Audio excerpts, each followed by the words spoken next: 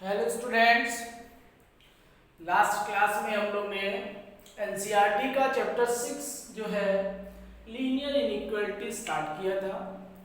इसमें हमने linear inequality in one variable का ग्राफिकल रिप्रेजेंटेशन और जनरल अलजेब्रिकल सॉल्यूशन हमने सीखा था। आज जो हमारा टॉपिक है graphical solution of linear inequality in two variable.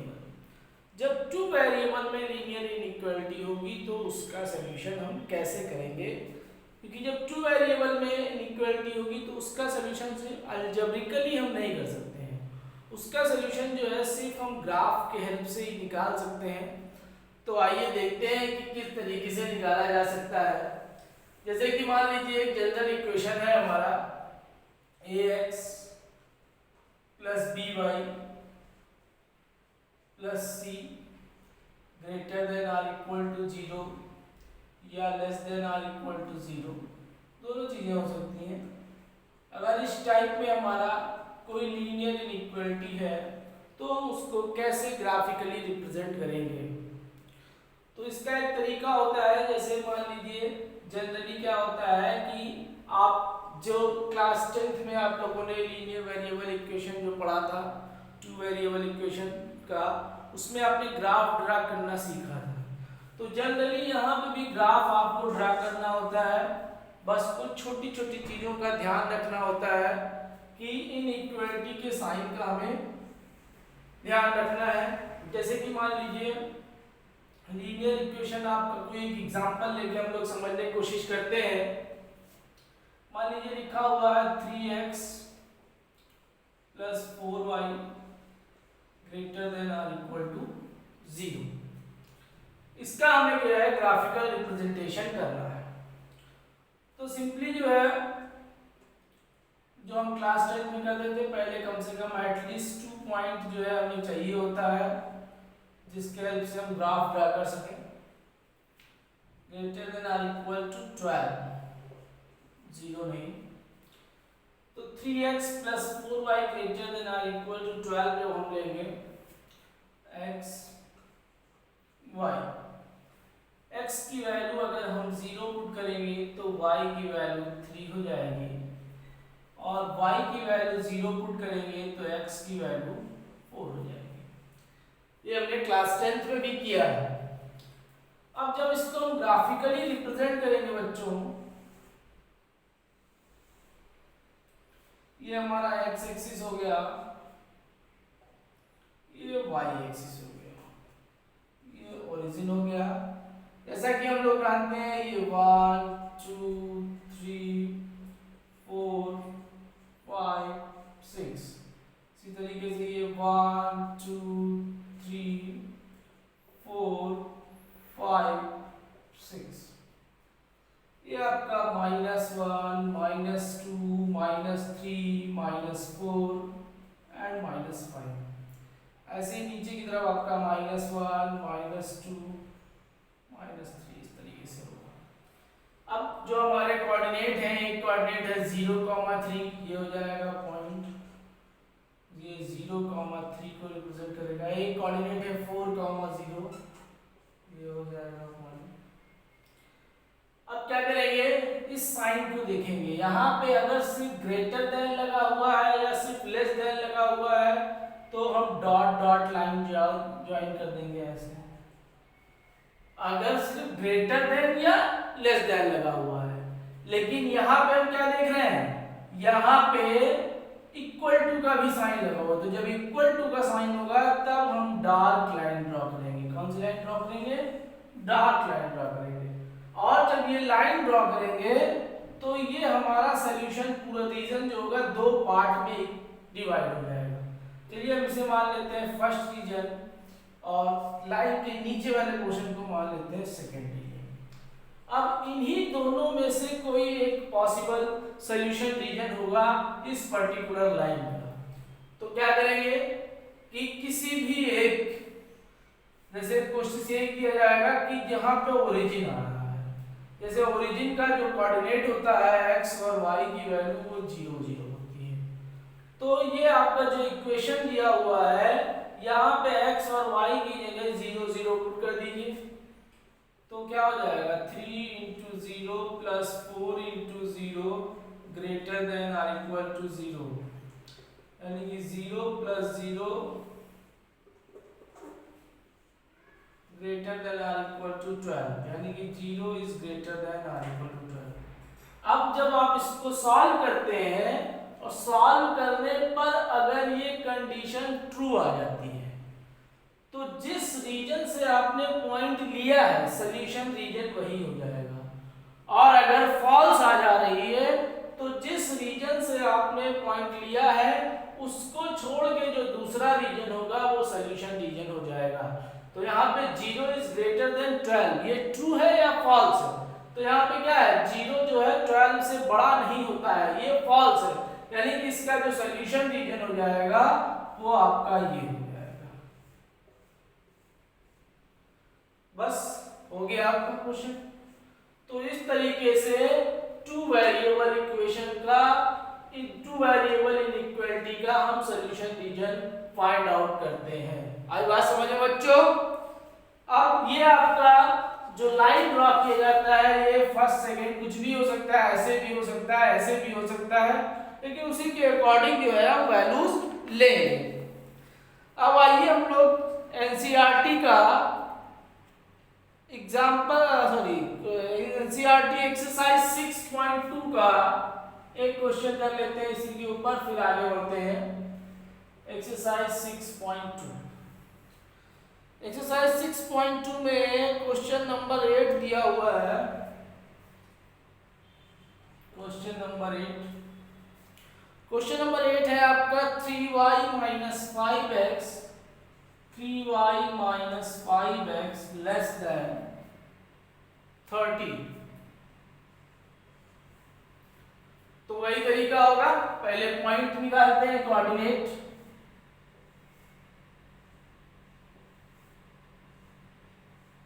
मान लीजिए ये x है और ये y। x की वैल्यू 0 पुट करेंगे तो y की वैल्यू आ जाएगी 10, y की वैल्यू 0 पुट करेंगे तो x की वैल्यू हो जाएगी, y की वैल्यू 0 पुट करेंगे तो x की वैल्यू हो जाएगी 6। तो जो आप क्लास 10th में करते आए हैं, यहाँ पे अगर x की वैल्यू 0 पुट करेंगे तो y की वैल्यू 10 आ जाएगी, और y की वैल्यू 0 पुट कर लेंगे तो x की वैल्यू 6 आ जाएगी, 6 नहीं माइनस 6 आ जाएगी। अब ग्राफ पे इसको बनाइए, ग्राफिकल रिप्रेजेंटेशन में आइए। ये आपका ओरिजिन हो गया, ये x एक्सिस हो गया, ये y एक्सिस हो गया, ये x डैश एक्सिस हो गया, ये y डैश एक्सिस हो गया। तो x की वैल्यू 0 1 2 3, सॉरी 0 से नहीं स्टार्ट करेंगे, 1 1 2 3 4 5 6। इधर भी आपका -1 -2 -3 -4 -5 -6। ऐसे ही ऊपर की तरफ आपका ये 1 2 3 4 5 6 7 8 9 10। नीचे की तरफ आपका -1 -2 -3 -4 -5, ऐसे ये पूरा चल जाएगा। अब कोऑर्डिनेट हमारा क्या है, एक कोऑर्डिनेट है x की वैल्यू 0 y की वैल्यू 10, ये हो गया। दूसरा कोऑर्डिनेट है x की वैल्यू -6 y की वैल्यू 0, ये हो गया। अब यहाँ पे देखिए बच्चों, सिर्फ लेस देन का साइन लगा है, यहाँ पे इक्वल टू नहीं है, इसलिए क्या हो जाएगा, यहां से यहां तक हम डॉटेड लाइन जाएगी ऐसे।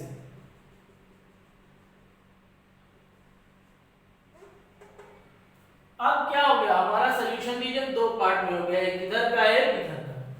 ये फर्स्ट हो गया आपका, और ये मान लीजिए पूरा सेकंड हो गया। अब फिर चेक करेंगे कि एप्रोप्रिएट सॉल्यूशन रीजन कौन सा होगा। तो रीजन आपके सेकंड में आ रहा है, यहाँ पे पुट करके देख लीजिए।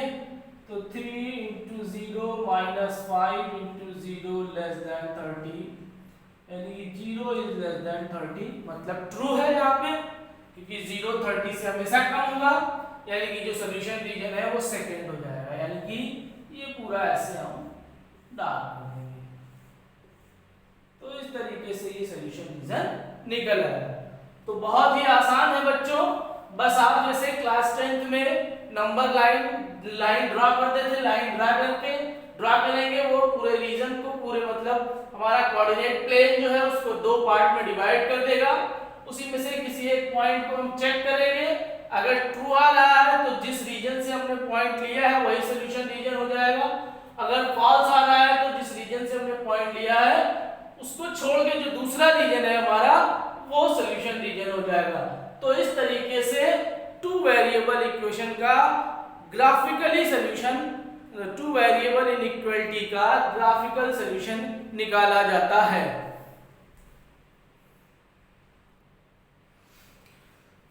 आइए बच्चों हम लोग देखते हैं कि अभी तक हमने देखा कि एक लाइन अगर है तो उसका सॉल्यूशन रीजन कैसे निकाला जाता है। अब मान लीजिए मोर देन वन लाइन है, मतलब 2 या 3 लाइन हो सकता है, यानी कि graphical solution of system of linear inequalities in two variable, मतलब मोर देन जब वन लीनियर इनइक्वालिटीज होगा तो उस केस में जो हमारा ग्राफिकल सॉल्यूशन निकलेगा वो किस तरीके से निकलेगा। जैसे एनसीईआरटी का एग्जाम्पल नंबर 15 है, देखते हैं इसको कैसे सॉल्व किया जाएगा। इसमें आपका एक इनइक्वालिटी दिया हुआ है x plus 2y is less than or equal to 8, 2x plus y is less than or equal to 8 and x is greater than or equal to 1 and y is greater than or equal to 0, x is greater than or equal to 0, y is greater than or equal to 0। तो यहाँ हम क्या देख रहे हैं, 1 2 3 4 inequalities हैं, इनका जो सॉल्यूशन होगा वो क्या होगा, सेम ग्राफ पे ड्रैग किया जाता है। तो आइए देखते हैं कैसे किया जाएगा। तो पहले क्या कीजिए, सारे जितने भी इनइक्वालिटीज दिए हुए हैं सबके पॉइंट्स निकाल लीजिए। जैसे पहले वाले का हमारा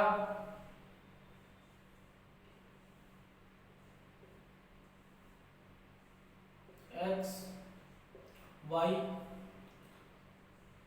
x की वैल्यू हमने 0 पुट करेंगे यहाँ पे तो y की वैल्यू हो जाएगी 4, y की वैल्यू 0 पुट करेंगे तो x की वैल्यू हो जाएगी 8। दूसरे वाले का करते हैं,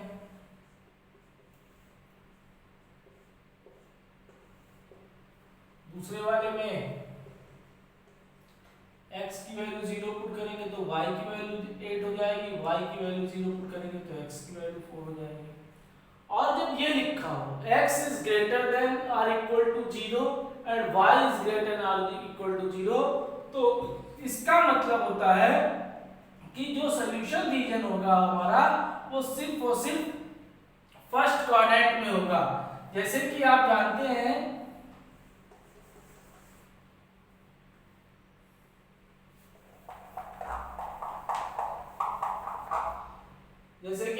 हैं कि ये हमारा कोऑर्डिनेट सिस्टम है, अगर तो ये आपका x एक्सिस है, ये y एक्सिस है, ये आपका फर्स्ट क्वाड्रेंट है, ये सेकंड है, ये थर्ड है और ये फोर्थ है। लेकिन जब ये लिखा हुआ है x is greater than or equal to 0 and y is greater than or equal to 0, it means जो हमारा सॉल्यूशन रीजन आएगा वो केवल और केवल फर्स्ट क्वाड्रेंट में ही आएगा, इसके अलावा और कहीं नहीं जाएगा। तो जैसे अब पहला पॉइंट है हमारा x की वैल्यू 0, पहले 1 2 3 4 5 6 7 8 9, ऐसे 1 2 3 4 5 6 7 8, ऐसे ही आपका -1 -2 -3 -1 -2 -3, ये आपका 0 है ओरिजिन।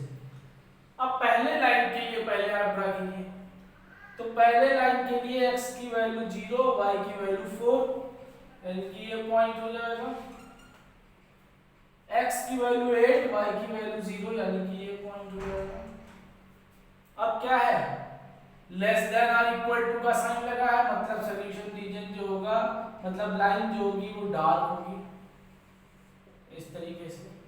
मतलब हमारा सॉल्यूशन रीजन आपका या तो ये बन रहा है और या तो ये बन रहा है। तो यहाँ के जो पॉइंट है वो x की वैल्यू 0 टू y की value 0 less than or equal to 8, यानी कि 0 is less than or equal to 8। मतलब इस वाले का सॉल्यूशन रीजन हमारा ये हो जाएगा। ठीक बच्चों, अब दूसरा हमारा क्या है, x की वैल्यू 0, y की वैल्यू 8, मतलब ये पॉइंट होगा। और x की वैल्यू 4, y की वैल्यू 0, मतलब ये पॉइंट होगा। यहाँ पे भी इक्वल टू का साइन है, यानी कि डार्क लाइन ड्रा की जाएगी। अब इसमें भी इधर वाला फर्स्ट हो गया, इधर वाला सेकंड हो गया, यानी कि फिर हम इसमें भी 0 0 पुट करें तो 2 × 0 + 0 less than or equal to 8, यानी कि 0 is less than or equal to 8, मतलब ये भी सही है, यानी कि इसका सॉल्यूशन रीजन भी इधर की तरफ होगा, ये आपका। अब इन दोनों में जो कॉमन होगा, देखिए जैसे इसके नीचे ये वाला सॉल्यूशन रीजन आ रहा है, इस लाइन के नीचे ये वाला सॉल्यूशन रीजन आ रहा है। अब इन दोनों में जो पोर्शन कॉमन होगा, कॉमन कितना है, सिर्फ इतना है, यही सॉल्यूशन रीजन हो जाएगा।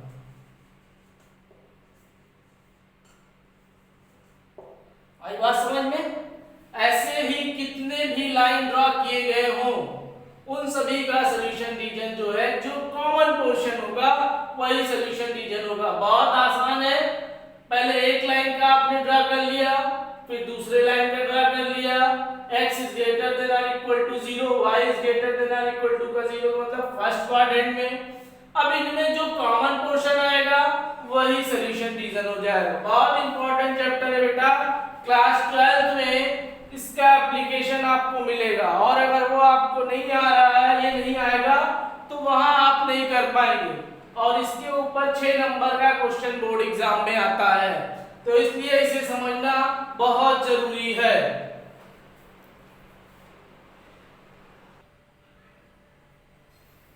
तो बच्चों आइए हम लोग कुछ क्वेश्चंस और देखते हैं, जैसे कि एक्सरसाइज 6.3 का क्वेश्चन नंबर 14।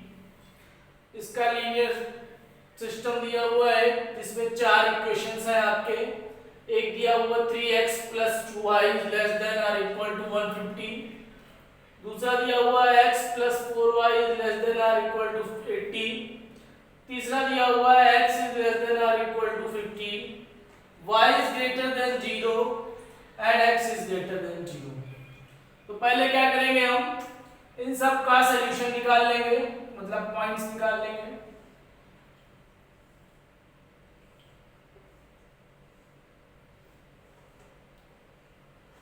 x की वैल्यू अगर हम 0 पुट करेंगे तो y की वैल्यू जो है वो 75 हो जाएगी,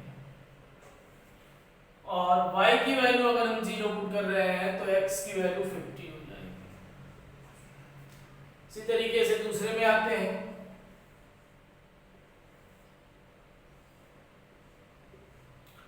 x की वैल्यू अगर हम 0 पुट कर रहे हैं तो y की वैल्यू 20 हो जाएगी, और y की वैल्यू अगर हम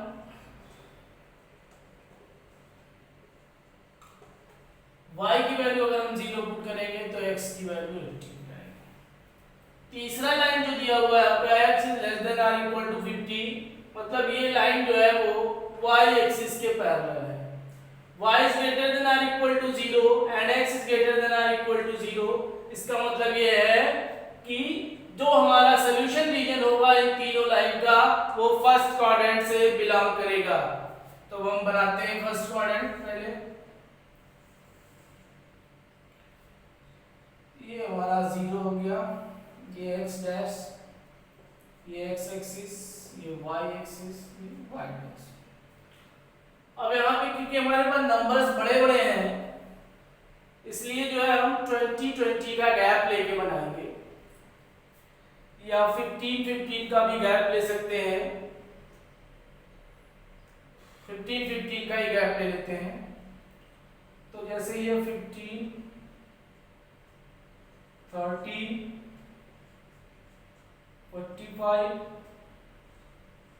60, 75, 90। इसी तरीके से y एक्सिस पे 15, 30, 45, 60, 75, 90। अब पहला लाइन हमारा है x की वैल्यू 0, y की वैल्यू 75, ये पॉइंट हो जाएगा। x की वैल्यू 50, y की वैल्यू 0, तो 45 के बाद यहाँ पे लगभग ये पॉइंट हो जाएगा।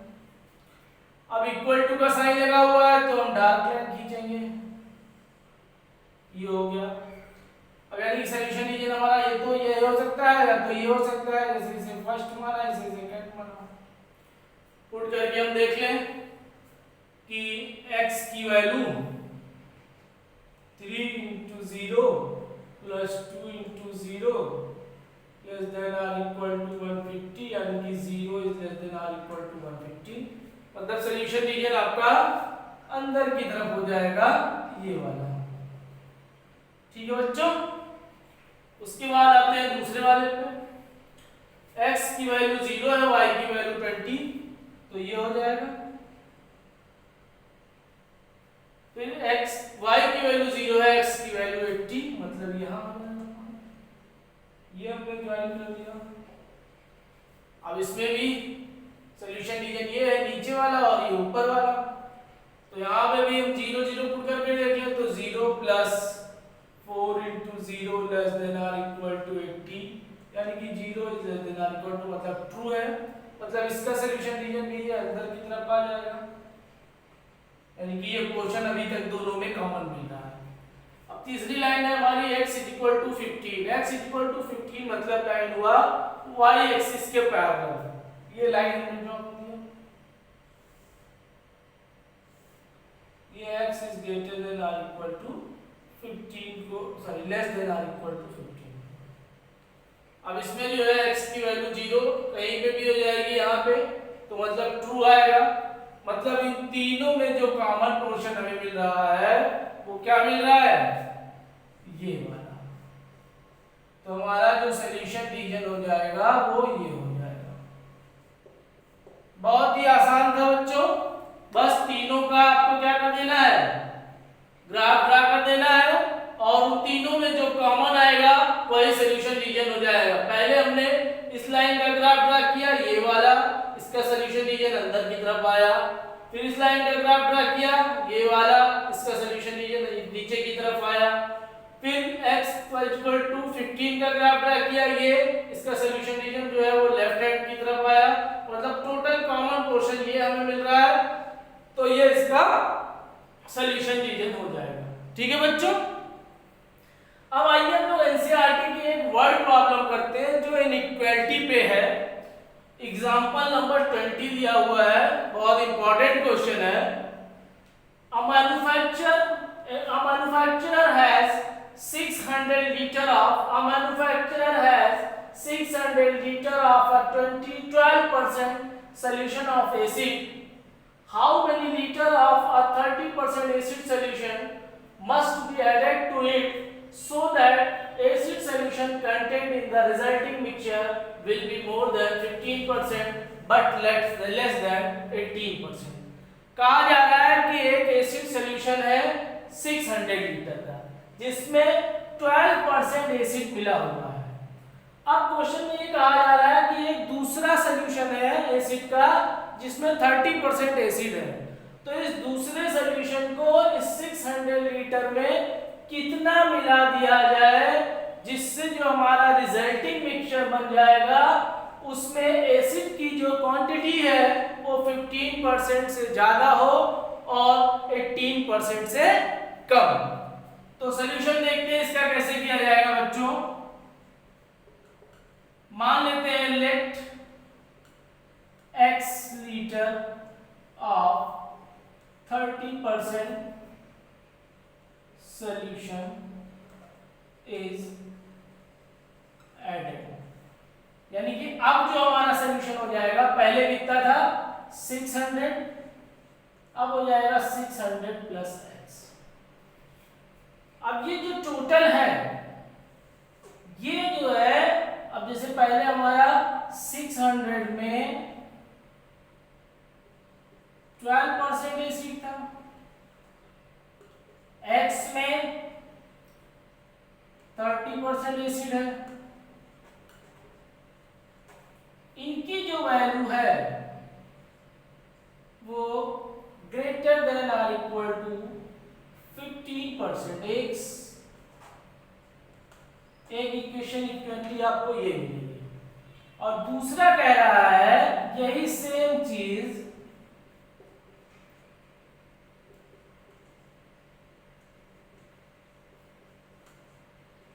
लेस देन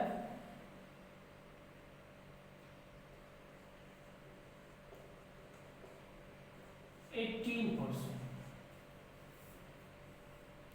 तो बस दोनों को हम सॉल्व कर लेंगे।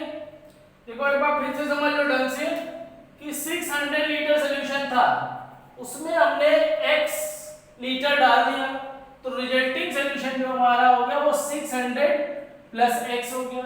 अब इसमें एसिड कंटेंट जो होना चाहिए वो 15% से ज्यादा होना चाहिए, यानी कि 600 का 12% प्लस x का 30% मिला के इसके 15% से ज्यादा होना चाहिए। इसी तरीके से इसके 18% से कम भी होना चाहिए। तो ये दो इनइक्वालिटी हमें मिल गई, फर्स्ट और सेकंड। अब दोनों को हम जब सॉल्व करेंगे तो जैसे 100 कर गया तो हो जाएगा आपका plus 30x is greater then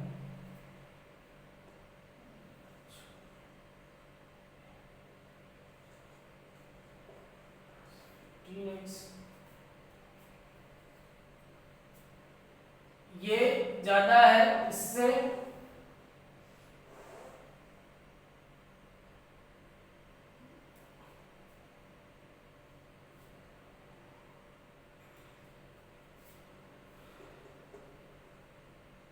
अब इसको सॉल्व कीजिए, यानी कि पहले एक सॉल्व कर लीजिए, तो 30x minus 15x is greater then 9000 minus 72,000, यानी कि 15x इज ग्रेटर देन 1800, यानी कि x इज ग्रेटर देन 15 1 जा 15, तो 3 और 15 to गया,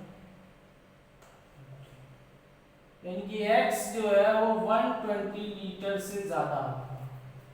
उसके बाद दूसरे सिचुएशन में आते हैं। दूसरे सिचुएशन से हमें क्या मिल जाएगा, ये 7200 plus 30x less than 108 plus 18x, इसमें भी ये आपका कट जाएगा, तो ये आपका आ जाएगा, यानी कि 30x minus 18x less than 10800 minus 7200, यानी कि आपका हो जाएगा 12x 00, यानी कि x इज लेस देन